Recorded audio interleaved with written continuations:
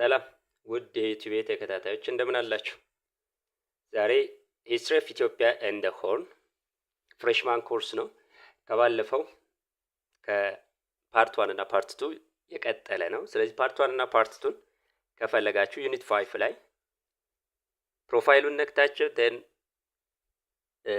ፕሌይሊስት ስትገቡ ሂስትሪ ፍሬሽማን የሚል አለ። በዛ መልኩ ወደ ታች ስክሮል ስታደርጉት ታገኙታላችሁ፣ ወይም ጫፍ ላይ ወይም ከታች ታገኙታላችሁ። ስለዚህ በዛ መልኩ ማግኘት ትችላላችሁ ማለት ነው። ዛሬ ፓርት 3 ነው። ስለ ጎንድሪያን ፒሪየድ የመጨረሻው ፓርት ነው። ጎንድሪያን ፒሪየድ and the period of ዘመነ መሳፍንት የሚለውን ነው ማለት ነው። ስለዚህ ያሉ ጥያቄዎችን በተቻለ መጠን ዲስከስ እናደርግባቸዋለን። መጨረሻ ላይ ደግሞ እንደ ኤክሰርሳይዝ ሰጣችኋለሁ። ይሄን ቴሌግራም ፒዲኤፉን የምትፈልጉ ከሆነ ጌታቸው 700 ብላችሁ ብትገቡ ይሄን ብቻ አይደለም ሌሎችም ወደ ላይ ስክሮል ስታደርጓቸው የተለያዩ ፈተናዎችን ታገኛላችሁ፣ የተለያዩ ኖቶችን ታገኛላችሁ፣ ወርክሺቶችን ታገኛላችሁ። ስለዚህ በዚህ መልኩ ጆይን አድርጋችሁ የምትፈልጓቸውን ነገሮች ሂስትሪ ብቻ ሳይሆን ሳይኮሎጂ አለ፣ የተለያዩ ኮርሶች አሉ፣ ኢንክሉሲቭነስ አለ፣ ግሎባል አፌር አለ። ስለዚህ ጥያቄዎችና የተለያዩ ነገሮች ማለት ነው። in addition to this if you need ላይቭ የምትፈልጉ ከሆነ ላይቭ እንዲገባላችሁ ከምሽት 3 ሰዓት በኋላ የምትፈልጉትን ኮርስ ለምሳሌ ሂስትሪ፣ ግሎባል አፌር፣ ሳይኮሎጂ፣ ኢንክሉሲቭነስ እነዚህን የምትፈልጉ ከሆነ ከምሽት 3 ሰዓት በኋላ ኤኒ ታይም መግባት ይችላል። ስለዚህ ፈተና በሚደርስባችሁ ሰዓት ኢንፎርም አድርጉኝ ተሰባስባችሁ። ስለዚህ ላይቭ ላይ እንገናኛለን ማለት ነው። በዚህ አይነት መልኩ ዲስከስ እናደርጋለን ላይቭ። ስለዚህ ኤኒ ታይም በኮሜንት አሳውቁኝ፣ እገባለሁ ማለት ነው። ስለዚህ በዛ መልኩ ሰፖርት መደራረግ እንችላለን። እናንተ ደግሞ ላይክ፣ ሰብስክራይብ እያደረጋችሁ ሼር እያደረጋችሁ ቫይራል እንደወጣ አድርጉልኝ። አመሰግናለሁ። የዛሬውን ቶሎ ነው የምንሄድ። እንቀጥል። የመጀመሪያው ስለ ጎንድሪያን ፒሪየድ እና ስለ ዘመነ መሳፍንት ነው ብያችኋለሁ። አጠቃላይ ጥያቄው ማለት ነው። ኢምፔረር ሰርጸ ድንግልስ establishment of emperors at the capital demonstrated the royal court had already shifted toward the Lake Tana region before Gondar was founded።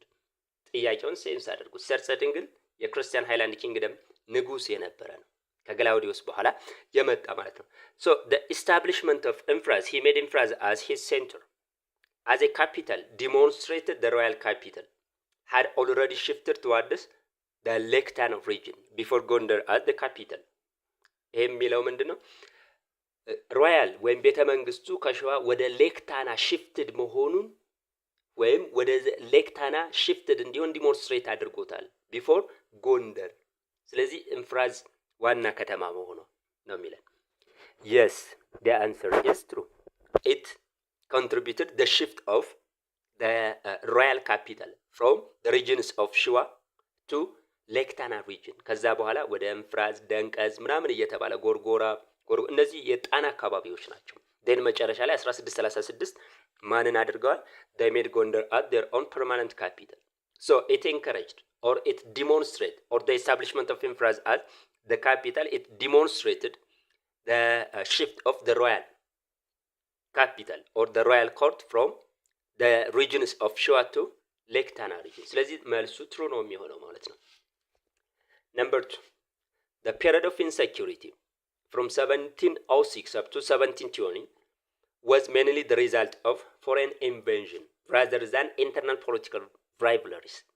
በኢትዮጵያ ታሪክ ከ1706 በክርስቲያን ኃይለ እስከ 1720 this period Gondrian period ነው። remember that this period it was called as the period of or the Byzantine politics ተብሎ ነው የሚጠራው በኢትዮጵያ ታሪክ። why this period was the period of Byzantine politics? because there was insecurity and instability. There was the assassination, poison, and there was a coup. መፈንቅለ መንግስት አለ፣ ይገደላሉ፣ የተለያዩ ነገሮች ሴራዎች ይሰሩ ነበር። ይሄ it was the result of foreign invasion የውጭ ሀገር ወረራ ነው rather than internal political rivalry. it was false. it was basically rooted from internal political instability። በዳይናስቲዎች መካከል ኢንተርናል ፖለቲካል ኢንስታቢሊቲ አለመኖር ነው። ስለዚህ መልሱ ፎልስ ነው የሚሆነው። መልሱ ፎልስ ነው የሚሆነው። ነምበር 3 the repeated assassination of ተክለ ሃይማኖት, Theophilus, Eustace and David the Third indicated the royal succession had become dependent on factional interests rather than dynastic stability. ይሄ ከዳይናስቲክ ስታቢሊቲው በበለጠ እነዚህ መገደላቸው አሁን the period of instability ከ1706 የሁለተኛውና የሶስተኛው ይያያዛል። የተገደሉ ነገስታቶች ናቸው። ተክለ ሃይማኖት በቴዎፍሎስ ተገሏል። ቴዎፍሎስ በዮስቶስ፣ ዮስቶስ ደግሞ በዳዊት ማለት ነው። ስለዚህ ይሄ the assassination of those individuals it indicates ነው የሚለው። ስለዚህ የሁለተኛ ሶስተኛው ይሄ አሳሲኔሽኑ በተደጋጋሚ መገዳደሉ it indicates that the royal succession had been dependent on factional interests በሆኑ በሴራ ግሩፖች እንትን ያለ ነው rather than dynastic stability የዳይናስቲክ ስታቢሊቲ ችግር ሳይሆን ሮያል ፋሚሊው ወይም ሮያል ሰክሴሽኑ በሆነ በሴራ ግሩፕ ተተብትበው ነበር ነው የሚለው። yes that was true there was interges ወይም ሴራ ነበር። አንደኛው ሲነክስ የዛኛው ደጋፊ በሴራ ይጥሉት ነበር ማለት ነው። ይገሉት ነበር፣ ፖይዝን እንዲያደርጓቸው ነበር። ሲስተማቲካሊ እርስ በራሳቸው ያስወርዷቸው ነበር ማለት ነው። ስለዚህ ይሄ ነው። ነምበር 4 በካፋስ ፖለቲካል ሪቫይቫል relied significantly on Oromo's military requirements and the political guidance of እቴጌ ምንትዋብ። በካፋ ማለት ይሄ ፖለቲካል ኢንስታቢሊቲው በ1720 ሲያልቅ መጥቶ የነገሰው ነው።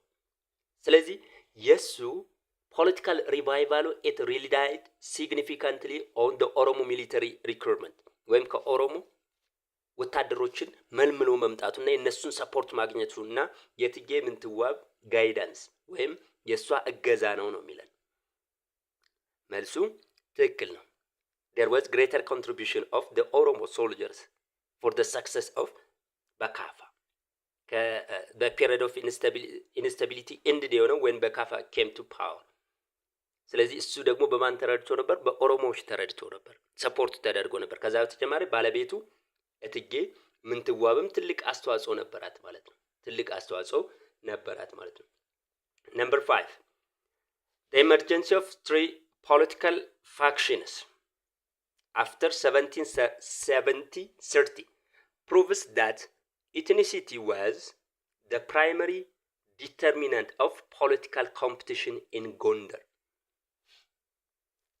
የሚለው the emergence of 3 political factional ከ1730 ማለት በካፋ ከለቀቀ በኋላ ማለት ነው። there was political factional groups especially on the districts of Wollo and Kwara or Gondar.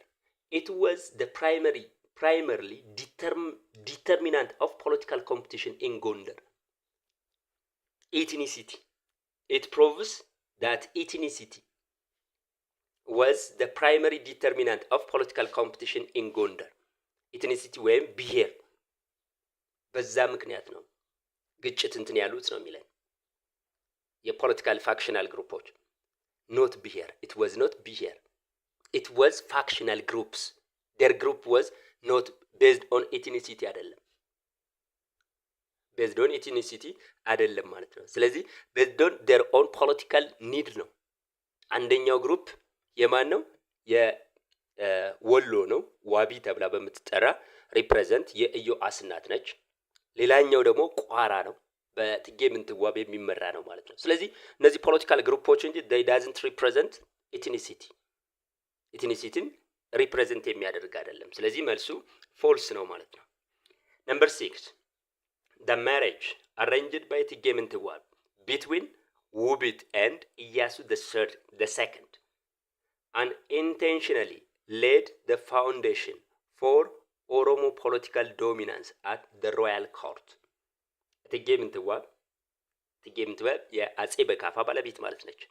she made a political marriage with ውቢት ደግሞ የወሎ ኦሮሞ ወይም የወራሽን የወሎ ኦሮሞ ምንድን ልጅ ነች፣ የሮያል ልጅ ነች።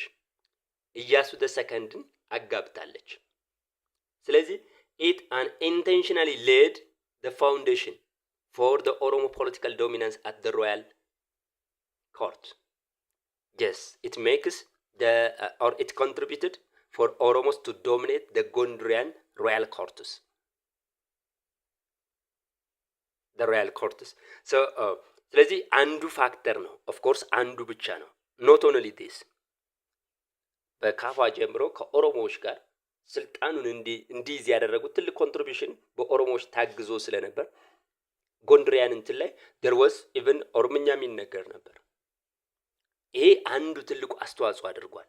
ጋብቻ ፖለቲካል ሜሪጅ ክሬት ማድረጉ ማለት ነው በጎንደሮችና በወሎ ኦሮሞዎች መካከል ማለት ነው።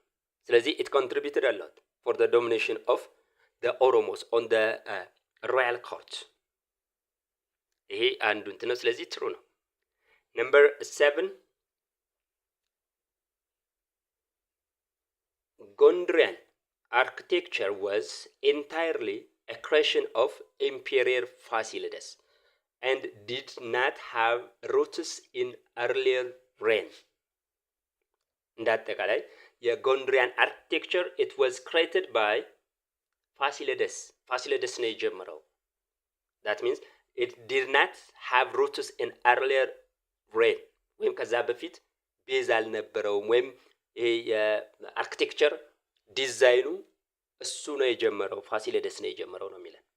መልሱ ፎልስ ነው። ፎር ኤግዛምፕል ሰርጸ ድንግል he established ጉዛራ ግንብ ተብሎ የሚጠራው ጉዛራ ግንብ ተብሎ የሚጠራው ፍራዝ ያለ ቦታ ነው። ስለዚህ ከጎንድር ከፋሲል ግንብ ጋር ተመሳሳይነት ያለው ስለዚህ ፎልስ ነው። it rooted from earlier. Number 8, the description of Gondrian period as an Ethiopian Renaissance is justified by achievements in administration, literature, painting, architecture, education and urban life. When you see የሚለው the description of Gondrian period as the Ethiopian Renaissance የኢትዮጵያን ሬኔሳንስ ነው ብለን ዲስክራይብ ልናደርግበት የምንችለው ጀስቲፊኬሽን ሲሰጠን እነዚህ በአድሚኒስትሬሽን፣ በሊትሬቸር፣ በፔይንቲንግ፣ በአርኪቴክቸር፣ በኤጁኬሽን እና በአርባን ላይፍ ትልቅ አቺቭመንቶች ስለነበሩ ነው የኢትዮጵያን ሬኔሳንስ ፔሪድ ብለን የምንጠራው ነው የሚሉት። yes there was greater developments of on those things በአድሚኒስትሬሽን፣ በሊትሬቸር፣ በፔይንቲንግ፣ በአርኪቴክቸር፣ በኤጁኬሽን ጎንደር የኤጁኬሽን ሴንተር ነበረች፣ የሊትሬቸር ሴንተር ነበረች፣ አድሚኒስትሬቲቭ ፎርምም ነበረው በወቅቱ ማለት አርባን ላይፍም ኢንትሮዲውስድ የነበረበት ነው። ስለዚህ it was the period of Ethiopian Renaissance ብለን እንጠራዋለን በእነዚህ አቺቭመንቶች ትልቅ አቺቭመንት ስለነበር። ስለዚህ መልሱ ትሩ ነው።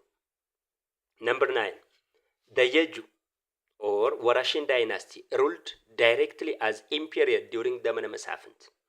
Yeju dynasty or the Warashin dynasty የጁ ኦሮሞ ዳይናስቲ ወይም ወራሽን ዳይናስቲ ይባላል። they directly ruled as imperial during ዘመነ መሳፍንት ንጉሠ ነገሥቱ ነው ራሳቸው ያስተዳድሩ ነበር በዘመነ መሳፍንት ነው የሚለን። the answer is false. they were king makers not the king or the imperial. king makers ነበሩ ራስ ሆነው ነው ራስ ቢትወደድ ሆነው ነው የሚሰሩ የነበር ማለት ነው። ስለዚህ የኪንግ ሜከሮች ናቸው። ንጉሱ ምንም ስልጣን የለውም በሚሊተሪ ስለሚበልጡ ማለት ነው። ከ1786 እስከ 1853 ማለት ነው። ጎንደር ከቤተ መንግስት ንጉስ ይመረጣል። ነገር ግን በንጉሱ ስም ግብር የሚሰበስቡ በንጉሱ ስም አድሚኒስትሬቲቭ ሰዎችን አፖይንት እና ዲስሚስ የሚያደርጉ ስልጣን የሚሰጡ እነሱ ነበሩ የጁ ኦሮሞዎች ወይም የወራሽን ዳይናስቲ ማለት ነው። ነገር ግን ዳይሬክትሊ ኢምፔሪየር ሆነው አልነበረም። ስለዚህ ፎልስ ነው። Number 10, the internal conflict of ዘመነ መሳፍንት ultimately contributed to the emergence of regional power that later enabled the reunification of Ethiopia under leaders such as Theodorus. The internal conflict of ዘመነ መሳፍንት ultimately contributed to the emergence of regional power ወይም በየአካባቢው ወይም ሪጂናል ፓወር ብለን የምንጠራው በጎንደርም የራሱ የሆነ መሪ ፓወር ነበረው ለስልጣን ኮምፒት የሚያደርግ ሸዋም እንደዛው ወሎ እንደዛው ትግራይ እንደዛው ማለት ነው። ስለዚህ በዘመነ መሳፍንት የነበረው ኢንተርናል ኮንፍሊክቱ እንደዚህ አድርጓል። መጨረሻ ላይ ግን it enabled the reunification of the Ethiopian under leader such as ቴዎድሮስ or ካሳ ኃይሉ። መልሱ ትክክል ነው። ካሳ ኃይሉ ነው 1855 ላይ ኢምፔሪየር በመሆን ሪዩናይት ማድረግ የጀመረው የቀድሞውን የክርስቲያን ሃይላንድ ኪንግደም ማለት ነው። ስለዚህ መልሱ ትክክል ነው። መልሱ ትሩ ነው ማለት ነው። ቾይዙ ጋር ስንሄድ የመጀመሪያው ጥያቄ ወይም 11ኛው ጥያቄ which of the following was not a reform during the early Gondorian period under ፋሲለደስ ዮሐንስ and ኢያሱ the first? በእነዚህ ዘመን ሪፎርም ያልነበረ ወይም ጎንደር ላይ ያልተካሄደ ነገር ምንድነው? the establishment of royal prison at አምባ ወይኒ, introduction of land measurement and tax system, creation of Muslim quarter at Addis Alam, adoption of Catholicism as the state religion. ስለዚህ በእነዚህ ዘመን ያልነበረ የትኛው ነው? the establishment of royal prison at አምባ ወይኒ በፋሲለደስ የተደረገ ነው። ስለዚህ ትክክል ነው። አምባግሸን ነበር በፊት አህመድ ግራኝ ዲስትሮይ ያደረገው፣ አምባ ወይኒን ኢስታብሊሽ አድርጓል ማለት ነው። ሌላኛው the introduction of land measurement system፣ ይሄ ደግሞ በኢያሱ ተደርጓል። ሶስተኛው ደግሞ በዮሐንስ he created አዲስ ዓለም as the capital or a separate quarter for Muslim residents። ስለዚህ ይሄ ትክክል ነው። ይሄ ካቶሊሲዝም በሱሰኒዮስ ጊዜ ነው የሆነው። ስለዚህ መልሱ ይሄ ነው። በእነዚህ ነገስታቶች ጊዜ ያልተደረገ ማለት ነው። ነምበር 12 what triggered the political instability in Gondar after the assassination of ኢያሱ? ኢያሱ በ1706 ተገድሏል። so what triggered the political instability? ለፖለቲካል ኢንስታቢሊቲው ያፋፋመው ወይም ይሄ ፖለቲካል ኢንስታቢሊቲው ስትሮንግ እንዲሆን ያደረገው ምንድነው ነው የሚለን? a famine that weakened the monarchy። ፋሚን ወይም ረሃብ መኖሩ ሞናርኪው ዊክ እንዲሆን አድርጎታል። a stress of coup and poisoning among rival factions፣ የተለያዩ ነገስታቶችን ፖይዝን ማድረግና ለኩፕ መፈንቅለ መንግስት መደረጉ በተለያየ ጊዜ። the invasion by the Ottomans፣ ኦቶማኖች መውረራቸው። the rise of Protestant missionaries ወይም የፕሮቴስታንት ሚሽነሪዎች መምጣት ነው የሚለው። ስለዚህ ትሪገርድ ወይም እንዲፋፋም ያደረገው ኢንስታቢሊቲውን ትልቁንትን ቢ ነው። ቅድም ያነሳ ነው። there was series of coups፣ መፈንቅለ መንግስቶች ፖይዝ እንዲደረጉ ነበር። ለዛም ነው the period of ቤዛንታይን ፖለቲክስ ተብሎ ይጠራል። ለምንድን ነው ቤዛንታይን ፖለቲክስ ያልነው? ቤዛንታይን ኤምፓየር የሚታወቀው በምን ስለነበር ነው? አሳሲኔሽን ኩፕ ስለነበረ ነው። ነገስታቶች ይገደሉ ነበር፣ መፈንቅለ መንግስት የሚደረግ ስለነበር ማለት ነው። ነምበር 13 how did it came into attempts to maintain power during Gondorian period? በጎንድሪያን ፒሪየድ እቴጌ ምንትዋ ሰስቴን ለማድረግ ወይም ፓወሯን ለማቆየት ያደረገችው ነገር ምንድነው ነው የሚለን? by forming an alliance with ራስ ሚካኤል ስዑል of ትግራይ፣ ከራስ ሚካኤል ከትግራዩ ራስ ጋር ከሱ ጋር ፖለቲካል አላያንስ ክሬት በማድረግ ወይም ወዳጅነት በመፍጠር by converting to Islam to gain Ottoman support፣ ወደ እስልምና በመቀየር ከኦቶማኖች እርዳታ ለማግኘት by abolishing the Orthodox Church፣ ኦርቶዶክስ ቸርችን አቦሊሽ በማድረግ ወይም በማስወገድ ማለት ነው። by surrendering ጎንደር to the Oromos፣ ወይም አራተኛው ደግሞ የኦሮሞዎችን ጎንደርን ለኦሮሞዎች በመስጠት ነው የሚለን። ስለዚህ መልሱ የሚሆነው ስልጣኗን ያቆየችው ለትንሽ ጊዜም ቢሆን by creating an alliance with the ራስ ሚካኤል ስዑል of ትግራይ። ስለዚህ መልሱ ኤ ነው የሚሆነው ማለት ነው። እንግዲህ ይቅርታ አንዳንድ ድምጾች ይገባሉ፣ ቤቱን ስለምንሰራው ስቱዲዮም ውስጥ ስላልሆነ ይቅርታ ድምጾቹ ቢረብሿችሁ ይቅርታ ጠይቃለሁ። ነምበር 14 which architectural achievement is attributed to Emperor ሰርጸ ድንግል before Gondar's founding? ለሰርጸ ድንግል ከሰራቸው እንትኖች ማለት ነው። ለሰርጸ ድንግል የሚሆነው የትኛው ነው የሚለን? the construction of ፋሲል ግንብ፣ library of አዘዞ፣ the circular domed tower of Iohannis Palace, Iohannis First Palace, the bridge near Guzara። ስለዚህ ከነዚህ እንትሮች የአጼ ሰርጸ ድንግል የትኛው ነው የሚለን? the bridge near Guzara። ይሄ የተሰራ ጉዛራ እዛ እንትን ላይ ያለ ነው። ቅድም እንትን ያላት ማለት ነው። ዋና ከተማ አድርጓት የነበረው ስለዚህ ይሄ ጉዛራ አካባቢ ከፋሲል ግንብ ከመሰራቱ በፊት የተሰራ ነው። ይሄን ብሪጅ ያሰራቸው ኢምፔሪየር ሰርጸ ድንግል ነበር ማለት ነው። ሌላኛው ነምበር 15 what did Gondar become a significant commercial hub? what did Gondar to become the significant trade center ለማለት ነው ወይም commercial center? It connected southern trade route with Massawa and Matama. It was the only city allowed to trade with Europe. ወይም ብቸኛዋ ከአውሮፓ ጋር ንግድ የምታደርግ ብቸኛዋ ሲቲ ስለነበረች ነው። It banned Muslims merchants from its market. ወይም ሙስሊሞችን ስለከለከለች ነው የሚለን። It relied solely on barter system ወይም ዕቃን በቃ በዛ ላይ ዲፔንድ የሆነ ስለነበረ ማለት ነው። ካሽ መን ያልነበረበት። ስለዚህ ይሄ ቀላል ነው። ኮመርሻል እንትን ዋና ያደረጋት ትልቁ ምክንያት ከታች ከሳውዘርን ኢትዮጵያ ከቦንጋ ተነስቶ የሚመጣው ጎንደር ይደርሳል። ከጎንደር አንደኛው ግሩፕ ማዕከል ነበረች፣ ሴንተር ኦፍ ዘ ትሬድ ሮት ነበረች። አንደኛው ወደ መተማ ሱዳን ይሄዳል፣ ሌላኛው ደግሞ ወደ የት ይሄዳል? ወደ አድዋ አድርጎ ወደ ምጽዋ ይሄድ ነበር ማለት ነው። ስለዚህ ማዕከል ነበረች እና ለንግድ ማዕከልም ዋና ያደረጋት ትልቁ ምክንያት ይሄ ነው ማለት ነው። ነምበር 16 what marked the beginning of ዘመነ መሳፍንት? ዘመነ መሳፍንትን የጀመረው ኤቨንት ምንድነው ነው የሚለን? ከ1769 እስከ 1855 የነበረ ነው። the coronation of ፋሲለደስ፣ የፋሲለደስ ወደ ስልጣን መምጣት፣ the assassination of ኢዮአስ፣ የኢዮአስ መገደል፣ the arrival of Jesuit missionaries፣ የጀሱት ሚሽነሮች ወደ ኢትዮጵያ መምጣት፣ the ኦሮሞ expansion in ጎንደር ወይም የኦሮሞ ማስፋፋት በጎንደር ላይ። ስለዚህ የትኛው ነው ዘመነ መሳፍንት እንዲጀመር ኤቨንቱ? the assassination of ኢዮአስ ምን ብለናል ቀደም? እቴጌ ምንትዋብ ስልጣኗን ለማጽናት ስትል ምን አድርጋለች? ከትግራዩ ራስ ሚካኤል ስውል ጋር አሊያንስ ፈጥራለች። በዛም የፋክሽናል ግሩፖቹ ዋቢ የወሎ ኦሮሞ ማለት ነች፣ የሷ ወንድሞች መጣው ጎንደር ዶሚኔት አድርገውት ነበር። ስለዚህ እዛ ላይ ጎንደር ኢንስታቢሊቲ ሲከሰት በወቅቱ የነበረው ስትሮንግ ሪጂናል ሎርድ የትግራዩ ነው ራስ ሚካኤል ስውል። በዛን ወቅት መጥቶ የዋቢን ወንድሞች ከጎንደር አስወግዷል። እንደገና ስታቢሊቲ ወይም ሰላምና ስቴቢሊቲ መረጋጋትም መልሷል።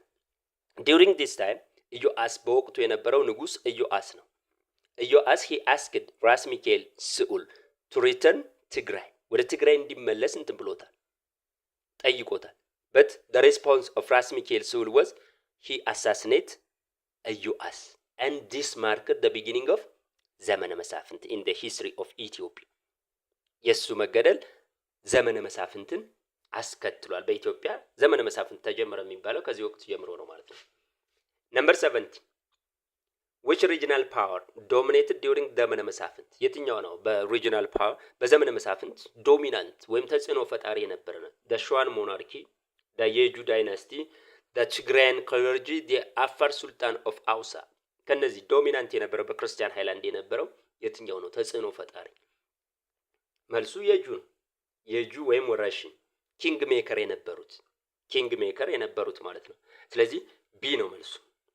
ነምበር 18 what were the key features of ዘመነ መሳፍንት? የዘመነ መሳፍንት መገለጫ የትኛው ነው የሚለው? a strong centralized monarchy ወይም ጠንካራ የሆነ ማዕከላዊ መንግስት፣ doctrinal unity with the orthodox church ወይም የሃይማኖት ዶክትሪናል አንድነት በኦርቶዶክስ ቸርች፣ fragmentation of power among regional warlords፣ የተበታተነ regional warlords ወይም የተለያየ የፍራግመንቴሽን ወይም ሪጂናል ቤዝድ ፓወር ማለት ነው። the explosion of all Oromo from politics ወይም ሁሉንም ኦሮሞ ከፖለቲካ ውጭ ማድረግ ወይም እንዲወጡ ሆነዋል ማለት ነው። በዘመነ መሳፍንት የትኛው ነው መገለጫው? ሲ ነው።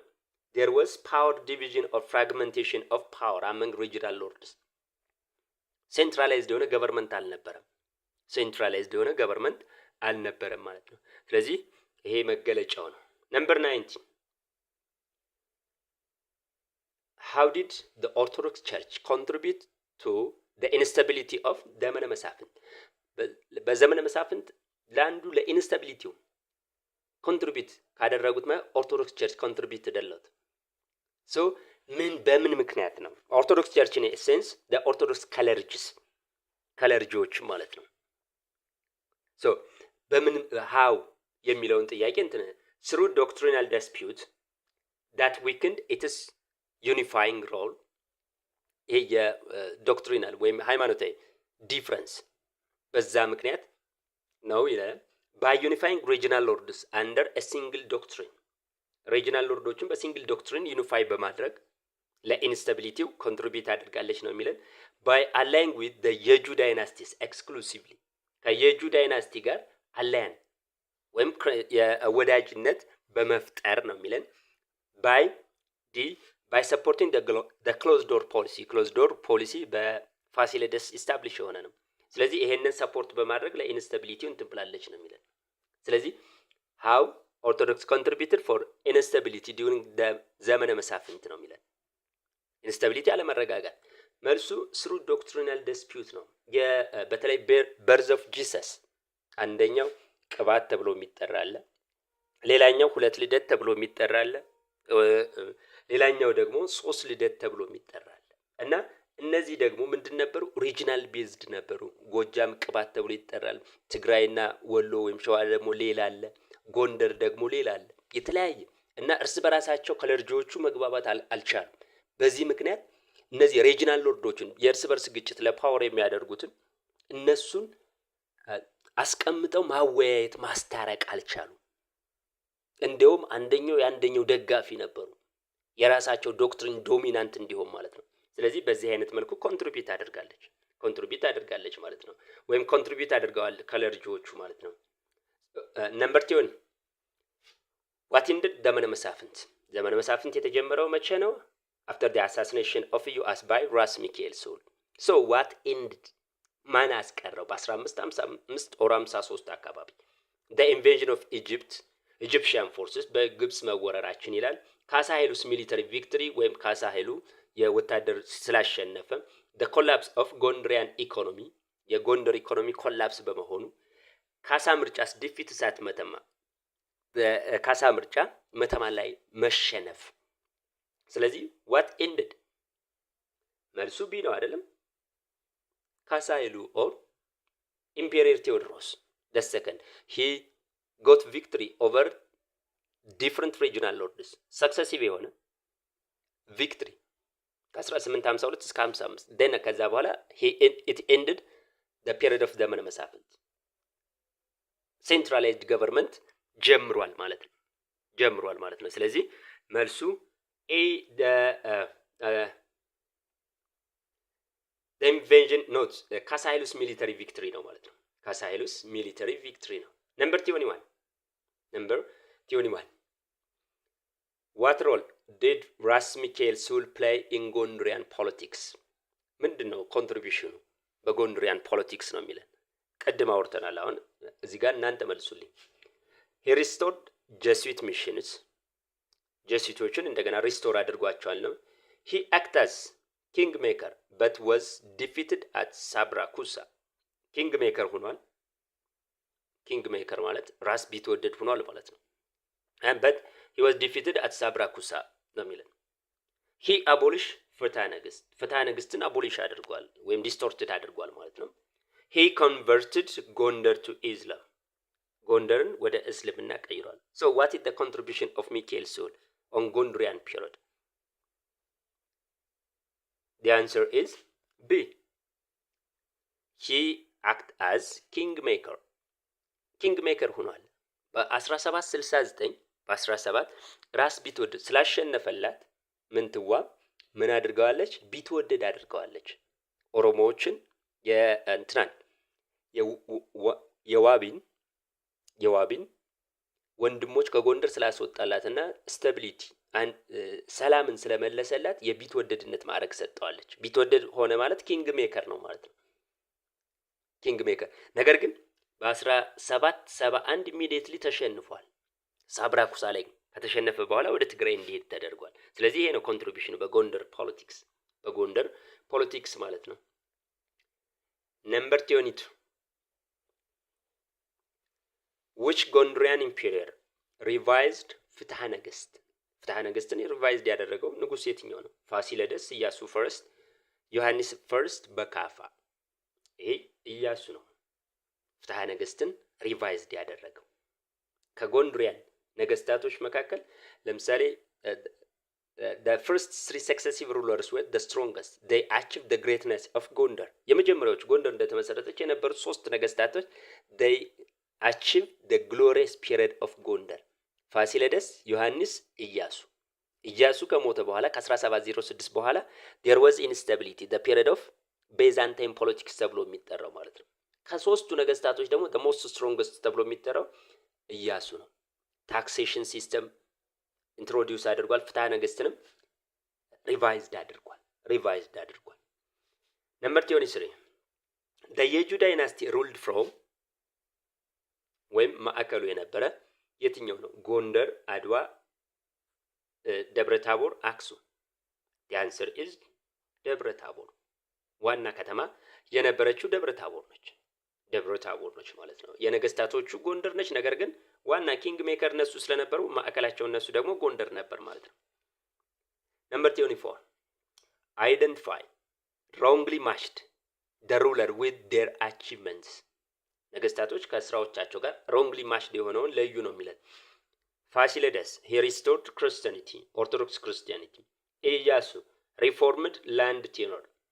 እቴጌ ምንትዋብ dominated court politics after በካፋስ ኢንካፓሲቴሽን or incapability ማለት ነው።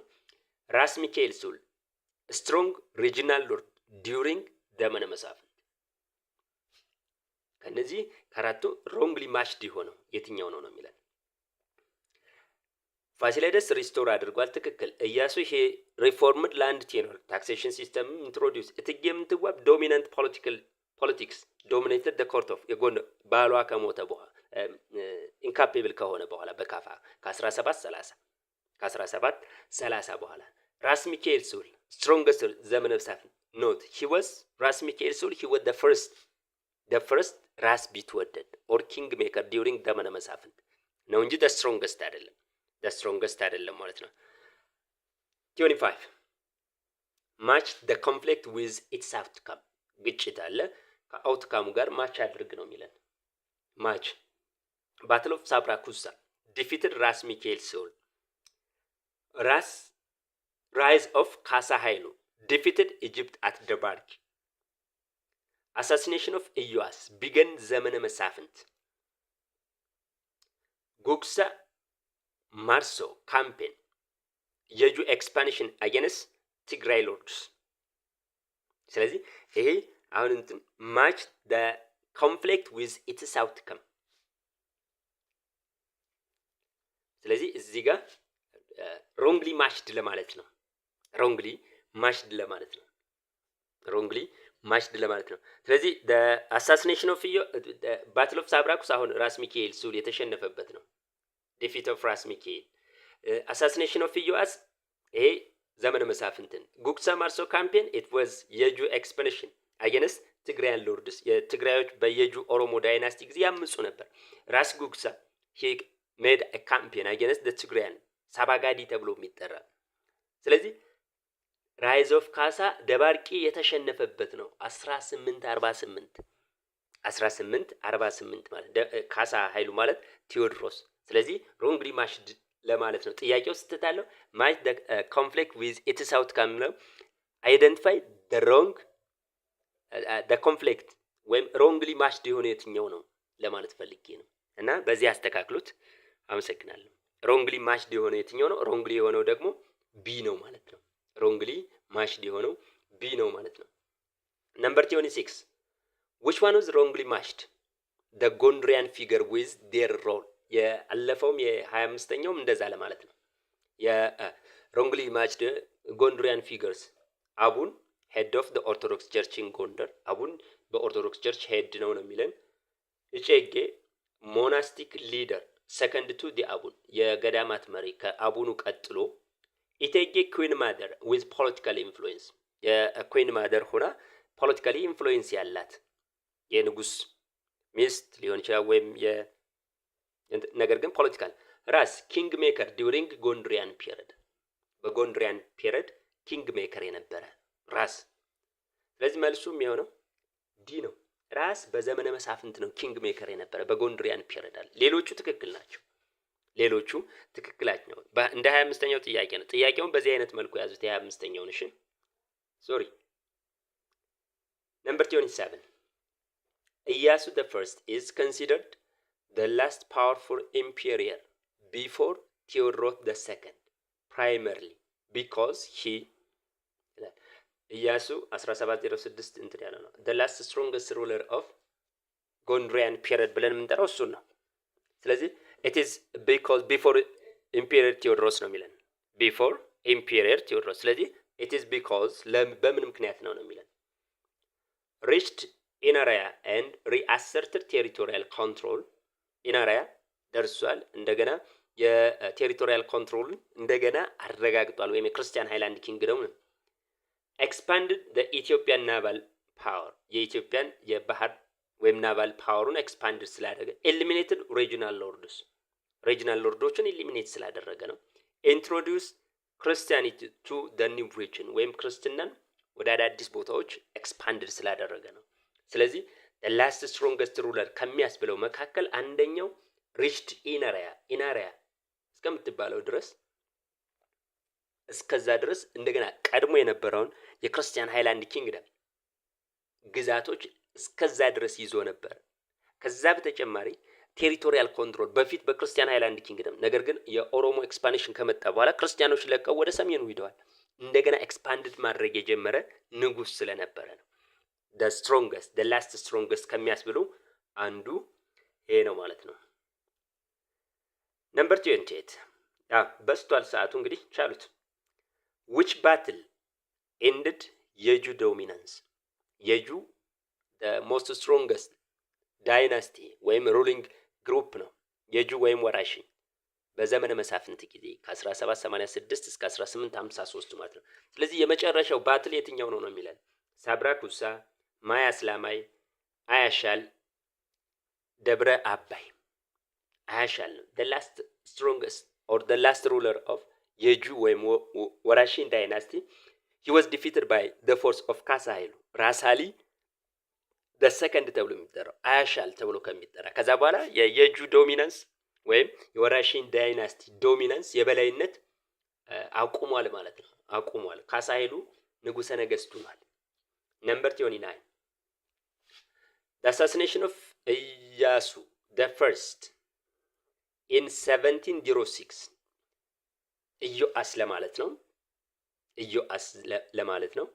ኖት ኢያሱ ይቅርታ። አሁንም the assassination of ኢያሱ the first in 700 sorry it is ትክክል the assassination of ኢያሱ the first in 706 marked the beginning of ኢያሱ the first በ1706 የሱ መገደል it marked the beginning of ቅድም ዲስከስ ልናደርግ የነበረው ዘመነ መሳፍንት the ኦሮሞ expansion the period of instability and factional struggles የጁ ዳይናስቲ የጁ ዳይናስቲ ማን እንዲጀምር ነው ያደረገው? ዘመነ መሳፍንት ኖት ኢያሱ። ኢዮአስ ከሆነ ዘመነ መሳፍንት ነው። ስለዚህ መልሱ ሊሆን የሚችለው ምንድነው? the period of instability and የፋክሽናል struggle በሴራ ነገስታቶች ይገደሉ ነበር። ከ1706 እስከ 1720 the period of instability ወይም ቅድም ያወራ ነው the Byzantine politics። ስለዚህ ጥያቄው ትክክል ነው። ኢያሱ ኢዮአስ ከሆነ ግን ዘመነ መሳፍንት ነው። ኢዮአስ ከሆነ ዘመነ መሳፍንት ነው ማለት ነው። ነምበር 13 which emperor tried to stabilize Gondar by recruiting Oromo soldiers into the army? ተክለ ሃይማኖት፣ በካፋ፣ ዳዊት the third፣ ዮሐንስ the first። ጎንደር ኢንስታቢሊቲ እና ኢንሴኩሪቲ ተነስቷል ከ1706 በኋላ። ስለዚህ ከኦሮሞዎች ቅድም አውርተናል። አሁንም ወታደሮችን በመመልመል ስታቢሊቲውን የመለሰው ወይም የጎንደርን እንደገና ሰላም የመለሰው ማን ነው? በካፋ ከ1720 እስከ 1730 የነበረ ነው። ስለዚህ አንሰሩም የሆነው ቢ ነው ማለት ነው። ነምበር 31 አሬንጅ the events and ዘመነ መሳፍንት ነው የሚለው። በዘመነ መሳፍንት አሬንጅ ኢቨንቶችን አሬንጅ አድርጓቸው። ራይዝ ኦፍ ካሳ ኃይሉ፣ ባትል ኦፍ ሳብራኩሳ፣ ጉግሳ ማርሶ ካምፔን፣ the assassination of ኢዮአስ። ስለዚህ አሴንዲንግሊ ነው። የመጀመሪያው ማን ነው? ሳብራኩሳ ሶሪ the assassination of ኢዮአስ 1769። ደን ዘመነ መሳፍንት መጣ። ዘመነ መሳፍንት የመጀመሪያው ንጉስ ማን ነበር? ኪንግ ሜከር ራስ ሚካኤል ሲውል፣ ነገር ግን 1771 ላይ አሸነፉት ሳብራኩሳ ከተባለ ቦታ ላይ። ጉግሳ በ1820ዎቹ ነው በሳባጋዲ ላይ እንትን ያለ። ስለዚህ ሶስተኛ ይሄ ነው። አራተኛው the rise of ካሳ ኃይሉ 1850ዎቹ 55። ስለዚህ አሬንጅ ሲደረግ አንደኛው ኤ ይሆነ ኤ ቢ ሶሪ ዲ ቢ ሲ ኤ ዲ ቢ ሲ ኤ ይሆናል መልሱ ማለት ነው። በቀደም ተከተል አሴንዲንግሊ ነው። አሴንዲንግሊ ከቀደመው ወደ ቀረበው። አሬንጅ this political developments አሁንም አሴንዲንግሊ ነው። እነዚህ ፖለቲካል ዴቨሎፕመንቶችን በዘመናቸው በቀደም ተከተል አስቀምጥ ነው። ጀስዊት ኤክስፕሎሽን፣ ቢ የጁ ዳይናስቲ ራይዝ፣ ሲ ዘመነ መሳፍንት፣ ዲ ጎንደርስ ፋውንዲንግ። ስለዚህ የመጀመሪያው ከነዚህ ሊሆን የሚችለው ማን ነው? ጀስዊት ኤክስፕሎሽን ከጎንደር የወጡበት ማን ያስወጣቸው? 1632 ማን? ፋሲለደስ ንጉሠ ነገሥት ሲሆን ማለት ነው። 1630ዎቹ then 1636 ደግሞ ጎንደር ዋና ከተማ ሆናለች። ሁለተኛ የሚሆነው እሱ ነው። then ጎንደሪያን በ1769 ደግሞ ዘመነ መሳፍንት መጥቷል። ሶስተኛ የሚሆነው ይሄ ነው ማለት ነው። አራተኛው የጁ ኦሮሞ ዳይናስቲ 1786 ነው። ስለዚህ አንደኛ ኤ ነው፣ ዲ ሁለተኛ ነው፣ ሲ ሶስተኛ ነው፣ ቢ አራተኛ ነው። አሴንዲንግሊ ነው የምታስቀምጡት። ብዙ የተለመደ እሱ ስለሆነ ነው። አሁንም ዓመተ ምህረት ነው እንግዲህ አሬንጅ the political marriage between ውቢት and ኢያሱ the second result in አሁን ማን ያጋባቻቸው? ምንትዋብ። ውቢት የወሎ ኦሮሞ ነች። ኢያሱ ከጎንደር ቤተ መንግስት የወጣ ነው፣ የበካፋ ልጅ የምንትዋብና። ስለዚህ it resulted ጀሲት ሪስቶሬሽን ወይም ጀሲቶች እንደገና ሪስቶር the fall of ጎንደር ለጎንደር ውድቀት ወይም የዲክላይን the decline of ምንትዋብ ዲክላይንድ እንድትሆን አድርጓታል። the rise of ኢያሱ and the ኦሮሞ dominance at court ቅድም ያደረግነው ቅድም መልሱ ሊሆን የሚችለው ይሄ ነው። ኢዮአስ ማለት የእሷ የምንትዋብ የልጇ ልጅ ነው ማለት ኢያሱ ልጇ ነው። ኢያሱ ደግሞ ማንን ወለደ? ኢዮአስን። ኢዮአስ ማለት የኢያሱና የማን ልጅ ነው? የውቢት ልጅ ነው ማለት ነው። ስለዚህ በኢዮአስን እንትን ብለው የኦሮሞ ፖለቲካል ግሩፖች ወይም ሚሊተሪ ግሩፖች ጎንደር ላይ ዶሚናንት መሆን ችለዋል ማለት ነው። ስለዚህ ይሄ ነው መልሱ የሚሆነው። ነምበር 34 አሬንጅ ኢቨንትስ አሴንዲንግሊ። ይሄ ያን ባትል ኦፍ ሳብራኩሳ፣ ዲፖዚሽን ኦፍ ኢዮአስ፣ ራይዝ ኦፍ የጁ ዳይናስቲ፣ ባትል ኦፍ አያሻል። ባትል ኦፍ ሳብራኩሳ በመጀመሪያ እንትኖችን ወቋቸው መቼ ነው የሆኑ? ከዛ በኋላ ነው አሴንዲንግሊ ኦርደር የምታደርገው። ዲፖዚሽን ኦፍ ኢያሱ ሳብራኩሳ 1771 ነው። ዲፖዚሽን ኦፍ ኢያሱ 1769 ነው። ራይዝ ኦፍ የጁ ዳይናስቲ 1786 ነው። ባትል ኦፍ አያሻል 1853 ነው። ስለዚህ በቀላሉ አሬንጅ ማድረግ እንችላለን። የመጀመሪያ ሊሆን የሚችለው ይሄ ነው ማለት ነው። አንደኛ ይሄ ነው፣ ሁለተኛ ይሄ ነው፣ ሶስተኛ ይሄ ነው፣ አራተኛ 1753 አራተኛ ይሄ ነው ማለት ነው። ስለዚህ በዚህ አይነት መልኩ አሬንጅ አድርጉት። ነምበር 35 አሬንጅ ኢቨንትስ አሴንዲንግሊ ነው። አሁንም ኢያሱ ፈርስት ሪች ኢነራያ ፋውንዲንግ ኦፍ ጎንደር አሳሲኔሽን ኦፍ ኢያሱ ራይዝ ኦፍ ራስ አሊ። ስለዚህ እዚህ ጋር አሁን ሊሆን የሚችለው የመጀመሪያው ማን ነው? ኢያሱ የመጀመሪያው the last strong ruler of ጎንደር ነው። ስለዚህ ፋውንዲንግ ኦፍ ጎንደር ይቀድማል ማለት ነው 1636። ኢያሱ ሪች ኢናሪያን እና he also reasserted territorial expansion ኢናሪያን ይዟል። ስለዚህ ይሄ 1700ዎቹ ወይም 1690ዎቹ መጨረሻ አካባቢ ነው የያዘው። ስለዚህ ሁለተኛ የሚሆነው እሱ ነው። 1706 ተገደለ። ራስ አሊ ዘ ፈርስት ማለት ደግሞ የጁ ኦሮሞ ዳይናስቲን የመሰረተው ነው። የጁ ኦሮሞ ዳይናስቲን ራስ አሊ ወይም የራስ አሊ ጓንጉል ተብሎ ይጠራል ማለት ነው። ስለዚህ የራስ አሊ ዘ ፈርስት 1786 ነው የጁ ኦሮሞ ዳይናስቲን የመሰረተው ማለት ነው። ስለዚህ አራተኛ የሚሆነው ይሄ ነው ማለት ነው። አንደኛ ይሄ ነው፣ ሁለተኛ ይሄ ነው፣ ሶስተኛ ይሄ ነው፣ አራተኛ ይሄ ነው ማለት ነው። ኦርደርሊ አሴንዲንግሊ ኦርደርስ ታስቀምጧቸው ማለት ነው። ሌላ የመጨረሻው ሆምወርክ ነው። ሆምወርክ ነው የምሰጣቸው፣ አዛምድ ናቸው ከፓርት ቱ ላይ ይሄ ማለት ከኦሮሞ ፖፑሌሽን ሙቭመንት እና ሌሎች ስቴትስ ኢን ዘ ኢስተርን ዌስተርን ሳውዘርን ሳውዝ ዌስተርን ፓርትስ ኦፍ ኢትዮጵያ እዛ ላይ ያሉ ናቸው ማለት ነው። ስናነባቸው አድሚኒስትሬቲቭ ኢንስቲትዩሽን ኦፍ ከምባታ መልሱልኝ፣ አሬንጅ አድርጋችሁ ፕሊዝ መልስ ኮሜንት ላይ አስቀምጡልኝ ፕሊዝ። ካውንስል ኦፍ ኢልደርስ ኢን ሲዳማ፣ ሶሻል ኮንስቲቱሽን ኦፍ ሲዳማ፣ ትራዲሽናል ገቨርናንስ ኢን ጌዲዮ፣ ካውንስል ኦፍ ኢልደርስ ኢን ኮንሶ፣ ካውንስልስ ኦፍ አድቫይዘርስ ኢን ከፋ፣ አድቫይዘርስ ኦፍ ኪንግ ኢን ወላይታ፣ ታይትል ኦፍ ኪንግ ኢን ያም፣ ስቴት ካውንስል ኢን ያም። ቢ ኮለመን ላይ ሃምበርቾ፣ ናከሳር፣ ባሊ፣ ሶንጎ፣ ሴራ፣ አሚኖ፣ ሚኬርቾ፣ ቡላሚላ፣ ሃዮታ። ስለዚህ እነዚህ ኮሜንት ላይ አሬንጅ አድርጋችሁ ትበሉ፣ እኔ ደግሞ መልስላችኋለሁ። በሚቀጥለው ክላስ እንመጣ እንላለን። ዛሬው ጨርሰናል። ላይክ፣ ኮሜንት፣ ሼር ማድረግ አትርሱ። አመሰግናለሁ ስላዳመጣችሁኝ። ሰላሙን